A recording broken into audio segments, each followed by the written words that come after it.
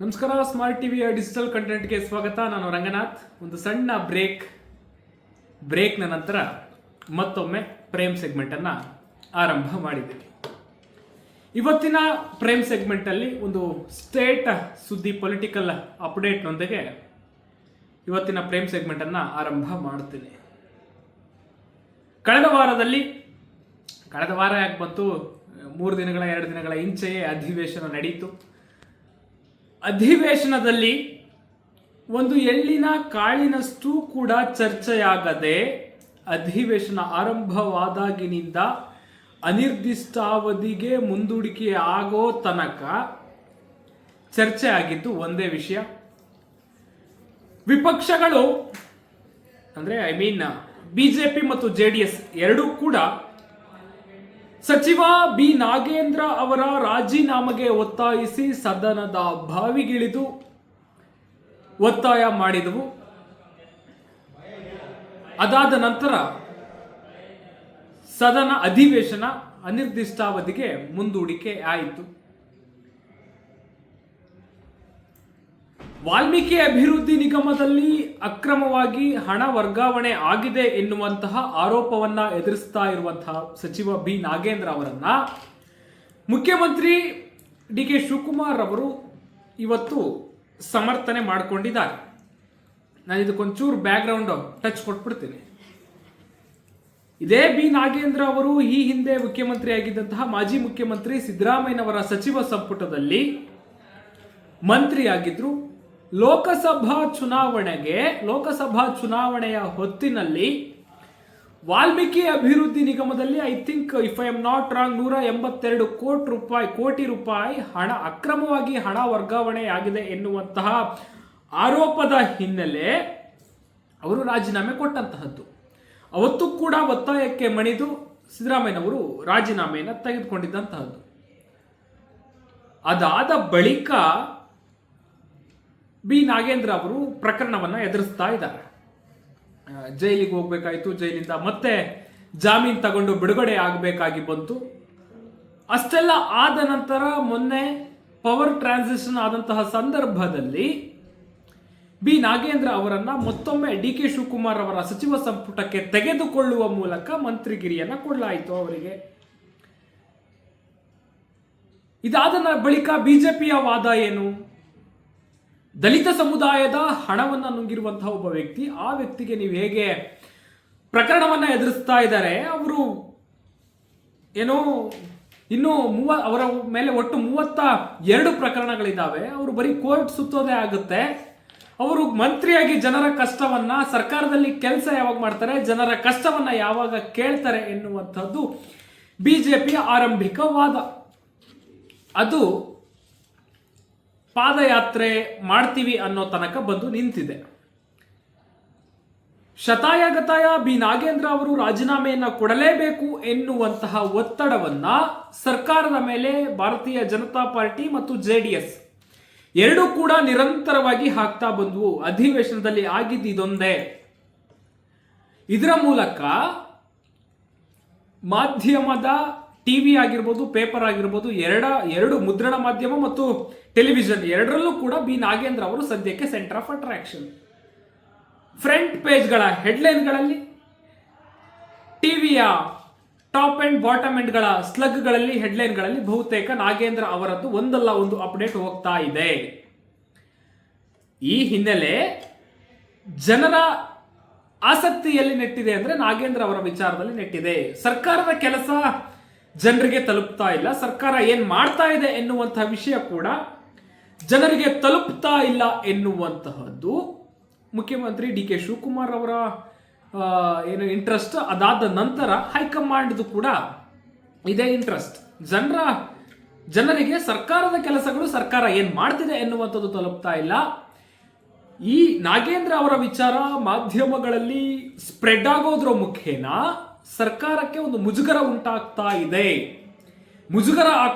ಇಕ್ಕಟ್ಟಿಗೆ ಸಿಲುಕದಂತ ಆಗ್ತಾ ಇದೆ ಎನ್ನುವಂತಹದ್ದು high command as well as chief minister D K Shivakumar ಅವರ ಇಂಟ್ರೆಸ್ಟ್. ಹಾಗಾಗಿ ಏನಾದರೂ ಮಾಡಿ ಇದನ್ನ ಟರ್ನ್ ಮಾಡಬೇಕು ಎನ್ನುವಂತಹ ಒಂದು ಹಿನ್ನೆಲೆಯಲ್ಲಿ ಡಿ ಕೆ ಶಿವಕುಮಾರ್ ಅವರು ರಾಜೀನಾಮೆಯನ್ನ ಪಡೆದುಕೊಳ್ಳುವುದಕ್ಕೆ ಅಥವಾ ಯಾರೋ ಸಚಿವ ನಾಗೇಂದ್ರ ಅವರಿಂದ ರಾಜೀನಾಮೆ ಪಡೆದುಕೊಳ್ಳುವುದಕ್ಕೆ ಒಂದು ಸ್ಟೆಪ್ ಮುಂದೆ ಇಟ್ಟಿದ್ರು. ಅದಾದ ನಂತರ ಹೈಕಮಾಂಡ್ ಜೊತೆಗೂ ಕೂಡ ಮಾತನಾಡಿದ್ದಾರೆ. ಅದರ ಜೊತೆಗೆ ಸಚಿವ ನಾಗೇಂದ್ರ ಅವರು ಕೂಡ ಸ್ವತಃ ಪಕ್ಷಕ್ಕೆ ಮತ್ತು ಮುಖ್ಯಮಂತ್ರಿಗಳಿಗೆ ಮುಜುಗರ ಆಗುವಂತಹ ಕೆಲಸ ಮಾಡಲ್ಲ, ಸರ್ಕಾರಕ್ಕೆ ಮುಜುಗರ ಆಗ್ತಾ ಇದ್ರೆ ನಾನು ರಾಜೀನಾಮೆಯನ್ನ ಕೊಡ್ತೀನಿ ಎನ್ನುವಂತಹ ಒಲವು ಕೂಡ ತೋರಿದ್ರು. ಬಟ್ ಡಿ ಕೆ ಶಿವಕುಮಾರ್ ಅವರು ಇವತ್ತು ಒಂದು ಸ್ಟೇಟ್ಮೆಂಟ್ ಅನ್ನು ಕೊಟ್ಟಿರುವಂಥದ್ದು ಏನು ಅಂತಂದ್ರೆ, ವಿಪಕ್ಷಗಳ ಒತ್ತಡಕ್ಕೆ ಮಣಿಯುವಂತಹ ಪ್ರಶ್ನೆಯೇ ಇಲ್ಲ, ನಾಗೇಂದ್ರ ಅವರು ಆರೋಪಿ ಅಥವಾ ಅಪರಾಧಿ ಎನ್ನುವಂತಹ ವಿಚಾರವಾಗಿ ಯಾವುದೇ ಸಾಕ್ಷ್ಯಾಧಾರಗಳಿಲ್ಲ, ನಾಗೇಂದ್ರ ಅವರು ರಾಜೀನಾಮೆಯನ್ನ ಕೊಡಬೇಕು ಎನ್ನುವಂತಹದ್ದಾದ್ರೆ ಅಂದ್ರೆ ಟು ಸೇ ಕೇಂದ್ರ ಸಚಿವರನ್ನ ಉಲ್ಲೇಖಿಸಿ ಮಾತನಾಡದಂತ ವಿಷಯ, ಕೇಂದ್ರ ಸಚಿವರ ಮೇಲೆ ಕೇಸ್ಗಳಿಲ್ವಾ, ಪ್ರಕರಣಗಳನ್ನ ಎದುರಿಸ್ತಾ ಇಲ್ವಾ ಎನ್ನುವಂತಹ ಪ್ರಶ್ನೆಯನ್ನ ಡಿ ಕೆ ಶಿವಕುಮಾರ್ ಅವರು ಕೇಳಿದ್ರು. ಇದ್ರ ವಿಚಾರವಾಗಿ ಹೈಕಮಾಂಡ್ ಒಂದು ಅಂತಿಮ ನಿರ್ಧಾರವನ್ನ ತೆಗೆದುಕೊಳ್ಳಲಿದೆ. ಈ ವಿಷಯ ಪಕ್ಷದ ವರಿಷ್ಠರ ಗಮನಕ್ಕೆ ತಂದಿದ್ದೀನಿ. ನಾಗೇಂದ್ರ ಅವರ ರಾಜೀನಾಮೆಯನ್ನ ಪಡೆಯುವಂತಹ ಪ್ರಶ್ನೆ ಸದ್ಯಕ್ಕಿಲ್ಲ, ವಿಪಕ್ಷಗಳ ಒತ್ತಾಯಕ್ಕೆ ಮಣಿಯುವಂತಹ ಪ್ರಶ್ನೆ ಇಲ್ಲ ಅಂತ ಹೇಳಿದಂತಹದ್ದು. ಇನ್ನು ಇದೇ ವಿಚಾರವನ್ನ ಮಾಧ್ಯಮ ಪ್ರತಿನಿಧಿಗಳು ಎಐಸಿಸಿ ಅಧ್ಯಕ್ಷ ಮಲ್ಲಿಕಾರ್ಜುನ ಖರ್ಗೆ ಅವರು ಕಲಬುರಗಿಯಲ್ಲೇ ಇದ್ದಾರೆ, ಅವರು ಪ್ರಶ್ನೆ ಮಾಡಿದಂತ ಸಂದರ್ಭದಲ್ಲಿ ಮಲ್ಲಿಕಾರ್ಜುನ ಖರ್ಗೆ ಅವರು ಹೇಳಿದಂಥದ್ದು, ಯಾವುದೇ ಫೈಲ್ ಹೋಗ್ಬೇಕಿದ್ರು ಬರಬೇಕಿದ್ರು ಅದು ನನ್ನ ಹತ್ರನೇ ಬರಬೇಕು, ಯಾರನ್ನೇ ತಗೋಬೇಕಿದ್ರು ಕೈ ಬಿಡಲೇಬೇಕಿದ್ರು ನನ್ನ ಹತ್ರನೇ ಬರಬೇಕು, ಹಾಗಾಗಿ ಇದುವರೆಗೆ ನನ್ನ ಹತ್ರ ಯಾವುದೇ ಫೈಲ್ ಬಂದಿಲ್ಲ, ಯಾವುದೇ ವಿಷಯ ಪ್ರಸ್ತಾಪ ಆಗಿಲ್ಲ, ಒಂದು ವೇಳೆ ಆದರೆ ನಾನೇ ನಿಮಗೆ ಕರೆದು ಹೇಳ್ತೀನಿ, ನನಗೇನು ಗೊತ್ತಿಲ್ಲ, ನಿಮಗೇನಾದ್ರೂ ಗೊತ್ತಿದ್ರೆ ಹೇಳಿ ಎನ್ನುವಂತ ಮಾತುಗಳನ್ನು ಕೂಡ ಮಲ್ಲಿಕಾರ್ಜುನ ಖರ್ಗೆ ಅವರು ಬಹಳ ಸ್ಪಷ್ಟವಾಗಿ ಕಲಬುರಗಿಯಲ್ಲಿ ಹೇಳಿದಂಥದ್ದು. ಅರ್ಥಾತ್ ಯಾಕೆ ನಾಗೇಂದ್ರ ಅವರ ಅಂದ್ರೆ ಡಿ ಕೆ ಶಿವಕುಮಾರ್ ಅವರು ಇನ್ನೊಂದು ವಿಷಯವನ್ನು ಕೂಡ ಪ್ರಸ್ತಾಪಿಸಿದರು. ಲೋಕಸಭಾ ಚುನಾವಣೆಯಲ್ಲಿ ಎಸ್ಟಿ ಸಮುದಾಯದ ಮತಗಳನ್ನು ನಾವು ಹೆಚ್ಚು ಪಡೆದಿದ್ದೀವಿ ಎನ್ನುವಂತಹ ಕಾರಣಕ್ಕೆ ಬಿಜೆಪಿ ವಿಚಾರವಾಗಿ ಕುತಂತ್ರ ಮಾಡ್ತಾ ಇದೆ ಎನ್ನುವಂತಹ ವಿಚಾರವನ್ನ ಕೂಡ ಮುಖ್ಯಮಂತ್ರಿ ಡಿ ಕೆ ಶಿವಕುಮಾರ್ ಅವರು ಪ್ರಸ್ತಾಪ ಮಾಡಿದಂಥದ್ದು. BJP, as you know that already I said that they make to plan padayatra march, ಎಲ್ಲಿಂದ ರಾಯಚೂರಿಂದ ಬಳ್ಳಾರಿಗೆ ಪಾದಯಾತ್ರೆ, 10 ದಿನಗಳ ಪಾದಯಾತ್ರೆ, ಒಟ್ಟು 170 ಕಿಲೋಮೀಟರ್ಸ್ ಪಾದಯಾತ್ರೆ ಮಾಡಬೇಕು ಎನ್ನುವಂತಹ ನಿರ್ಧಾರವನ್ನು ಕೈಗೊಂಡಿದೆ. ಅದರ ಪಾದಯಾತ್ರೆಯ ಮಾರ್ಗ ಏನಿತ್ತು, ರೂಟ್ ಮ್ಯಾಪ್ ಅನ್ನು ಕೂಡ ಬಿಡುಗಡೆ ಮಾಡಿದೆ. ನಮ್ಮ ಸ್ಕ್ರೀನ್ ಮೇಲೆ ನೋಡ್ತಾ ಇದೆ ರೂಟ್ ಮ್ಯಾಪ್. ರಾಯಚೂರಿನ ಗುರುಗುಂಟದಿಂದ ಆರಂಭವಾಗಿ ಬಳ್ಳಾರಿಯವರೆಗೆ ಪಾದಯಾತ್ರೆ ಮಾಡಬೇಕು ಎನ್ನುವಂತಹ ರೂಟ್ ಮ್ಯಾಪ್ ನಲ್ಲಿ ಆರಂಭಿಕವಾಗಿ ಬಿಜೆಪಿ ಬಿಡುಗಡೆ ಮಾಡಿದಂತಹ ರೂಟ್ ಮ್ಯಾಪ್ ನಲ್ಲಿ ಇದ್ದಂಥದ್ದು. ಬಟ್ ಶಾಸಕ ಜನಾರ್ದನ್ ರೆಡ್ಡಿ ಅವರು ಇದರಲ್ಲಿ ಒಂದು ಸ್ವಲ್ಪ ಬದಲಾವಣೆ ಆಗ್ಲಿಕ್ಕಿದೆ ಎನ್ನುವಂತಹ ಒಂದು ಸ್ಪಷ್ಟನೆಯನ್ನ, ಹೇಳಿಕೆಯನ್ನ ಬಹಿರಂಗವಾಗಿ ಕೊಟ್ಟಿದ್ದಾರೆ. ನಾನು ಆಗಲೇ ಹೇಳಿದಂತೆ ರಾಯಚೂರಿನ ಗುರುಗುಂಟದಿಂದ ಆರಂಭವಾಗಿ ಲಿಂಗಸೂರು, ಮಸ್ಕಿ, ಸಿಂಧನೂರು, ಶಿರಗುಪ್ಪ ಮಾರ್ಗವಾಗಿ ಬಳ್ಳಾರಿ ಪ್ರವೇಶಿಸಬೇಕಿತ್ತು padayatra. But according to sources are according to Gali Janardhan Reddy ಅವರ ಸ್ಟೇಟ್ಮೆಂಟ್, ಗಂಗಾವತಿ ಶಾಸಕರಿದ್ದಾರೆ ಅವರು, ಸಿರುಗುಪ್ಪ ಬದಲಾಗಿ ಕಾರಟಗಿ ಮತ್ತು ಗಂಗಾವತಿ, ಕಂಪ್ಲಿ ಮತ್ತು ಸಂಡೂರು ಮಾರ್ಗವಾಗಿ ಬಳ್ಳಾರಿಯನ್ನ ಪ್ರವೇಶಿಸಬೇಕು ಪಾದಯಾತ್ರೆ ಎನ್ನುವಂಥದ್ದು. ಇದಕ್ಕೂ ಒಂದು ರಾಜಕೀಯ ಲೆಕ್ಕಾಚಾರ ಇರುತ್ತೆ. ರಾಜಕಾರಣದಲ್ಲಿ ನಾನು ಯಾವಾಗಲೂ ಹೇಳುವಂತೆ ಪ್ರತಿಯೊಂದು ನಡೆ ಹಿಂದೆಯೂ, ಪ್ರತಿಯೊಂದು ನಿರ್ಧಾರದ ಹಿಂದೆಯೂ, ಪ್ರತಿಯೊಂದು ಮಾತುಕತೆ ಹಿಂದೆಯೂ ಮಹತ್ತರವಾದಂತಹ ಕಾರಣಗಳಿರ್ತವೆ. ರಾಜಕಾರಣದಲ್ಲಿ ಕಾರಣಗಳಿಲ್ಲದೆ ಯಾವುದು ಕೂಡ ಆಗಲ್ಲ. ಅದೇ ರೀತಿ ಇಲ್ಲೂ ಕೂಡ ಒಂದು ರಾಜಕೀಯ ಲೆಕ್ಕಾಚಾರ ಇದೆ ಎನ್ನುವಂಥದ್ದು. ಏನದು ರಾಜಕೀಯ ಲೆಕ್ಕಾಚಾರ ಅಂತಂದ್ರೆ, ಮಾಜಿ ಸಚಿವ ಶ್ರೀರಾಮುಲು ಅವರು ಸದ್ಯಕ್ಕೆ ವಿಧಾನಸಭೆ ಮತ್ತು ಲೋಕಸಭೆ 2023ರ ವಿಧಾನಸಭೆ, ಅದಾದ ನಂತರ 2024ರ ಲೋಕಸಭೆ ಎರಡರಲ್ಲೂ ಕೂಡ ಪರಾಭವಗೊಂಡಿರುವಂಥದ್ದು. ಜೊತೆಗೆ ಈಗ ಸದ್ಯದಲ್ಲಿ ರಾಜ್ಯದಲ್ಲಿ ಖಾಲಿ ಇದ್ದಾರೆ, ಯಾವುದೇ ಅಧಿಕಾರ ಇಲ್ಲ. ಅವರ ಮುಂದಿನ ಪ್ಲಾನ್ ಏನು? ಕಂಪ್ಲಿ ವಿಧಾನಸಭಾ ಕ್ಷೇತ್ರ ಮುಂದಿನ ಟಾರ್ಗೆಟ್, ST ಮೀಸಲು ಕ್ಷೇತ್ರ. ಕಂಪ್ಲಿ ಗಣೇಶ್ ಅವರು ಸಿಟ್ಟಿಂಗ್ MLA ಅಲ್ಲಿ ST ಕೋಟಾದಿಂದ ಅವರಿಗೆ ಮಂತ್ರಿ ಸ್ಥಾನ ಸಿಗುತ್ತೆ ಎನ್ನುವಂಥ ನಿರೀಕ್ಷೆ ಇತ್ತು. ಬಟ್ ಅದಾಗಲಿಲ್ಲ. ಬಳ್ಳಾರಿಯಿಂದ ನಾಗೇಂದ್ರ ಅವರಿಗೆ ಪುನಃ ಕೊಟ್ಟಂತಹದ್ದು. ಕಂಪ್ಲಿ ವಿಧಾನಸಭಾ ಕ್ಷೇತ್ರ ಏನು ಬಿ ಶ್ರೀರಾಮುಲು ಅವರ ನೆಕ್ಸ್ಟ್ 2028ರ ವಿಧಾನಸಭಾ ಚುನಾವಣೆಯ ಟಾರ್ಗೆಟ್. ಸೊ ಹಾಗಾಗಿ ಗಂಗಾವತಿಯಲ್ಲಿ ಇವರು ಹಾಲಿ ಶಾಸಕರಿದ್ದಾರೆ. ಕಂಪ್ಲಿ ವಿಧಾನಸಭಾ ಕ್ಷೇತ್ರದಲ್ಲಿ ಏನು ನೆಕ್ಸ್ಟ್ ರಾಮುಲು ಅವರು ಪ್ಲಾನ್ ಮಾಡ್ತಾ ಇದ್ದಾರೆ. ನಾಗೇಂದ್ರ ಅವರ ವಿಚಾರವನ್ನ ಅಸ್ತ್ರವಾಗಿಸಿಕೊಂಡು ಕೊಪ್ಪಳ, ವಿಜಯನಗರ, ಬಳ್ಳಾರಿ ಈ ಜಿಲ್ಲೆಗಳಲ್ಲಿ ಹಿಡಿತ ತಪ್ಪೋಗಿದೆ. ಆ ಹಿಡಿತವನ್ನ ಪುನಃ ತಮ್ಮ ಹಿಡಿತಕ್ಕೆ ಅಂದ್ರೆ ಏನು ಅಲ್ಲಿ ಬಿಜೆಪಿಯ ಬಾಹುಳ್ಯ ಕಡಿಮೆ ಆಗಿದೆ, ಆ ಬಾಹುಳ್ಯವನ್ನ ಮರುಸ್ಥಾಪಿಸಲಿಕ್ಕೆ ಒಂದು ಪ್ಲಾನ್ ಎನ್ನುವಂಥ ಮಾಹಿತಿ ಕೂಡ ಹರಿದಾಡ್ತಾ ಇರುವಂಥದ್ದು. ಆಸ್ ವೆಲ್ ಆಸ್ ಪಕ್ಷ ಮತ್ತು ವೈಯಕ್ತಿಕ ಪ್ರಭಾವ. ರಾಮುಲು ಮತ್ತು ರೆಡ್ಡಿ ಅವರ ದೋಸ್ತಿ ನಿಮ್ಗೆಲ್ಲರಿಗೂ ಕೂಡ ಗೊತ್ತಿದೆ. ಕಳೆದ ನಮ್ಮ ರಾಜ್ಯ ರಾಜಕಾರಣದಲ್ಲಿ ಮಧ್ಯೆ ಭಿನ್ನಾಭಿಪ್ರಾಯಗಳಾಗಿದ್ದಾವೆ, ಮನಸ್ತಾಪಗಳಾಗಿದ್ದಾವೆ, ಮಾತು ಬಿಟ್ಟಂಥದ್ದು ಆಗಿದೆ. ಬಟ್ ನಾರಾ ಭರತ್ ರೆಡ್ಡಿ ಅವರದು ಮತ್ತು ಗಾಲಿ ಜನಾರ್ದನ್ ರೆಡ್ಡಿ ಅವರ ಏನು ಫೈಟ್ ಆಯ್ತಲ್ಲ ಕಳೆದ ಒಂದು 6-7 ತಿಂಗಳ ಹಿಂದೆ, ಆ ಸಮಯದಲ್ಲಿ ನಾವು ಎಂದಿದ್ರೂ ದೋಸ್ತಿಗಳೇ ಎನ್ನುವಂಥದ್ದನ್ನ ಮತ್ತೊಮ್ಮೆ ರಾಮುಲು ಮತ್ತು ರೆಡ್ಡಿ ಅವರು ಪ್ರೂವ್ ಮಾಡಿದಂಥದ್ದು. ಹಾಗಾಗ್ಬಿಟ್ಟು ಆ ಒಂದು ಲೆಕ್ಕಾಚಾರದ ಹಿನ್ನೆಲೆ ಪಕ್ಷಕ್ಕೂ ಮತ್ತು ವೈಯಕ್ತಿಕ ಪ್ರಭಾವಕ್ಕೂ ಎರಡಕ್ಕೂ ಕೂಡ ಲಾಭ ಆಗುವಂತೆ ಆ ಒಂದು ಪಾದಯಾತ್ರೆಯನ್ನ ಪ್ಲಾನ್ ಮಾಡಲಾಗ್ತಾ ಇದೆ ಎನ್ನುವಂಥ ಮಾಹಿತಿ ಇದೆ. ಬಟ್ ಬಿಜೆಪಿ ಅವರು ಈಗ ಬಿಡುಗಡೆ ಮಾಡಿರುವಂತಹ ರೂಟ್ ಮ್ಯಾಪ್ ಏನಿದೆ, ಆ ರೂಟ್ ಮ್ಯಾಪ್ ಅಲ್ಲಿ ಸ್ಲೈಟ್ ಚೇಂಜಸ್ ಆಗಬಹುದು ಎನ್ನುವಂತಹ ಮಾಹಿತಿ ಕೂಡ ಹರಿದಾಡ್ತಾ ಇದೆ. ಇದೇ ವಿಚಾರವಾಗಿ ಶಾಸಕ ಜನಾರ್ದನ್ ರೆಡ್ಡಿ ಅವರು ಮಾತನಾಡಿರುವಂತಹದ್ದು. ಇನ್ನೊಂದು ನಾಗೇಂದ್ರ ಅವರ ವಿಚಾರದಲ್ಲಿ ಇನ್ನೊಂದು ಕ್ವಿಕ್ ಆಗಿ ಹೇಳಿ ಮುಂದಿನ ಸುದ್ದಿಗೆ ಹೋಗೋಣ. ನಾಗೇಂದ್ರ ಅವರ ರಾಜೀನಾಮೆಯನ್ನ ತೆಗೆದುಕೊಳ್ಳಲಿಕ್ಕೆ DK ಶಿವಕುಮಾರ್ ಅವ್ರಿಗೂ ಕೂಡ ಇಲ್ಲ ಒಂದ್ ಕಡೆ ಆಸಕ್ತಿ ಇದೆ. ಯಾಕೆ ಬೇಕು, ಸರ್ಕಾರಕ್ಕೆ ಮುಜುಗರ ಆಗುತ್ತೆ, ಮುಂದಿನ ಚುನಾವಣೆ ಬರ್ತಾ ಇದೆ ಎನ್ನುವಂಥ ವಿಚಾರವಾಗಿ ಸಿದ್ದರಾಮಯ್ಯ ಅವರು ಮೊನ್ನೆ ಮಾತನಾಡಿರುವಂಥದ್ದು ನೀವು ಸೋಷಿಯಲ್ ಮೀಡಿಯಾದಲ್ಲಿ ಕ್ಲಿಪ್ಸ್ ಅನ್ನ ಗಮನಿಸ್ತಿದ್ದೀರಿ ಅಂತ ಅನ್ಕೊಂಡಿದ್ದೀನಿ ನಾನು.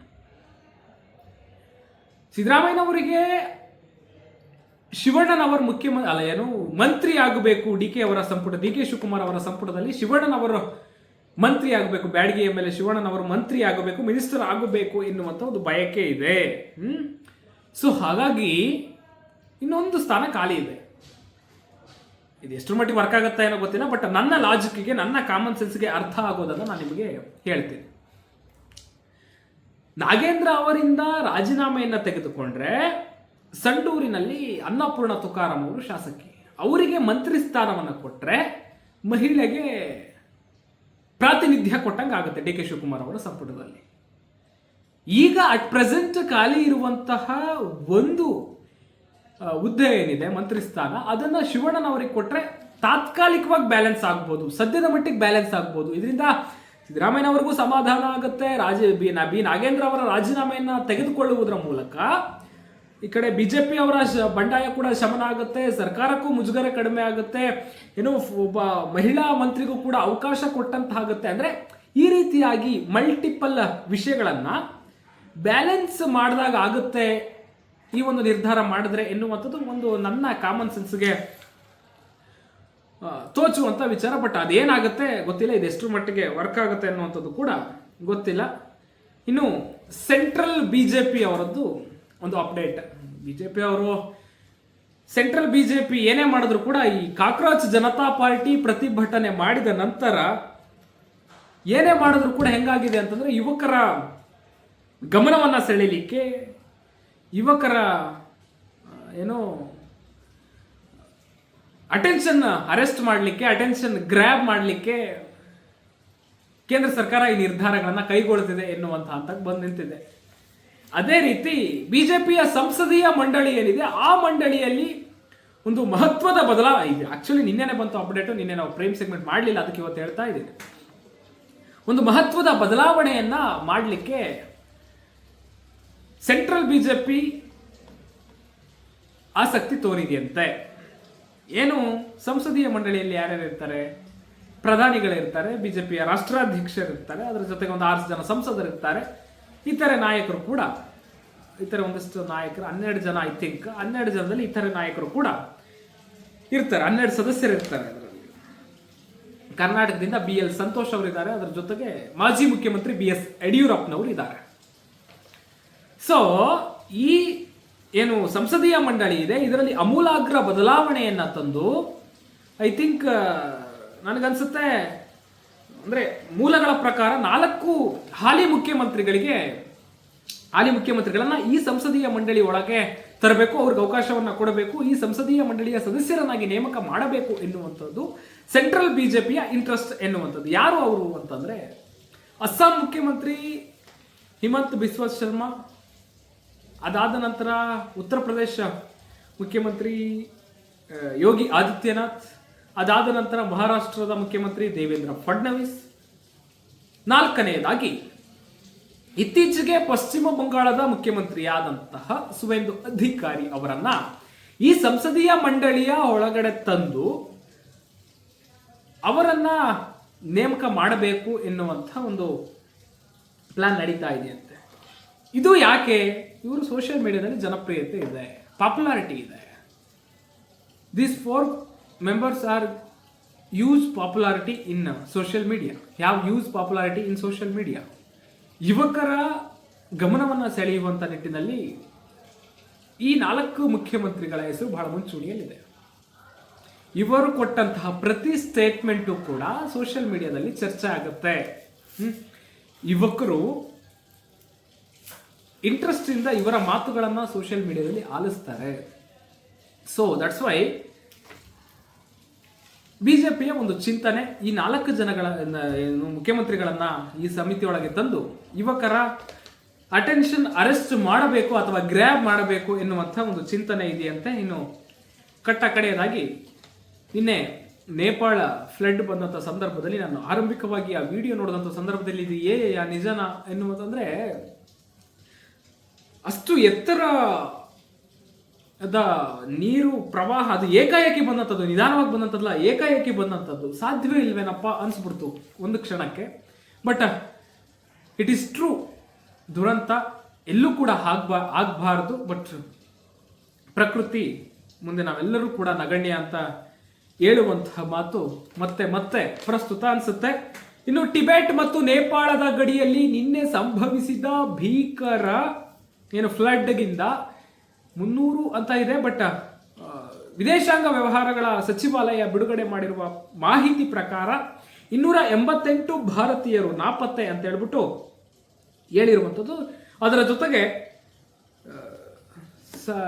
100 ಮಂದಿ 270 ಮಂದಿ ಮೃತಪಟ್ಟಿದ್ದಾರೆ, ಸಾವಿರಾರು ಜನ ನಾಪತ್ತೆ ಆಗಿದ್ದಾರೆ ಅಂತ ಹೇಳ್ಬಿಟ್ಟು ವಿದೇಶಾಂಗ ಸಚಿವಾಲಯದ ವಕ್ತಾರ ರಣಧೀರ್ ಜೈಸ್ವಾಲ್ ಅವರು ಮಾಹಿತಿಯನ್ನು ಹಂಚಿಕೊಂಡಿದ್ದಾರೆ. ಅದರ ಜೊತೆಗೆ ಕೈಲಾಸ ಯಾತ್ರೆಗೆ ತೆರಳಿದ್ದಂತಹ ಯಾರು ನಮ್ಮ ಸದ್ಗುರು ಅವರ ಫೌಂಡೇಶನ್ ಇದೆಯಲ್ವಾ, ಇಶಾ ಫೌಂಡೇಶನ್, ಆ ಇಶಾ ಫೌಂಡೇಶನ್ನ 77 ಸದಸ್ಯರು ಪತ್ತೆ ಆಗಿಲ್ಲ ಎನ್ನುವಂತಹ ಒಂದು ಕಳವಳವನ್ನ ಸ್ವತಃ ಸದ್ಗುರು ಅವರು ಹೊರ ಹಾಕಿದ್ದಾರೆ. ಆಸ್ ಯು ನೋ ದಟ್ ಪ್ರಧಾನಿಗಳು ನಿನ್ನೆ ಸಂಜನೆ ಬೆಂಬಲವನ್ನ ಘೋಷಿಸಿದ್ದಾರೆ. ನಾವು ನಿಮ್ಮ ಜೊತೆಗಿದ್ದೀವಿ, ನಮ್ಮ ಸರ್ಕಾರ ನಿಮ್ಮ ಸಹಕಾರಕ್ಕೆ ಇರಲಿದೆ ಎನ್ನುವಂಥದ್ದು. ಬಟ್ ಎಲ್ಲೂ ಕೂಡ ಆಗಬಾರ್ದು. ಬಟ್ ದುರಂತ ಕೆಲವೊಮ್ಮೆ ಪ್ರಕೃತಿಯ ಮುಂದೆ ನಾವೆಲ್ಲರೂ ಕೂಡ ನಗಣ್ಯ ಅಂತ ಆಗಾಗಲೇ ಹೇಳಿದೆ. ಬಟ್ ಇತ್ತೀಚೆಗೆ ಅನೇಕ ಕಡೆ ಆಗ್ತಾ ಇದ್ದಾವೆ ಈ ರೀತಿಯಾದಂತಹ ಘಟನೆಗಳು. ಬಟ್ ಮಾನವ ಸಂಕುಲ ಎಚ್ಚೆತ್ತುಕೊಳ್ಬೇಕಿದೆ. ಪ್ರಕೃತಿಯ ಮೇಲೆ ಎಸಗುತ್ತಿರುವಂತಹ ದೌರ್ಜನ್ಯದ ವಿಚಾರವಾಗಿ ಮಾನವ ಸಂಕುಲ ಎಚ್ಚೆತ್ತುಕೊಳ್ಬೇಕಿದೆ ಎನ್ನುವಂತಹ ಮಾಹಿತಿಯನ್ನ ಹೇಳ್ತಾ ಇದರೊಂದಿಗೆ ಇವತ್ತಿನ ಅಪ್ಡೇಟ್ ಮುಗಿಸ್ತಾ ಇದ್ದೇನೆ. ಮತ್ತಷ್ಟು ವೈವಿಧ್ಯಮಯ ಸುದ್ದಿಗಳಿಗಾಗಿ ನೋಡ್ತಾ ಇರಿ ಸ್ಮಾರ್ಟ್ ಟಿವಿ. Thank you.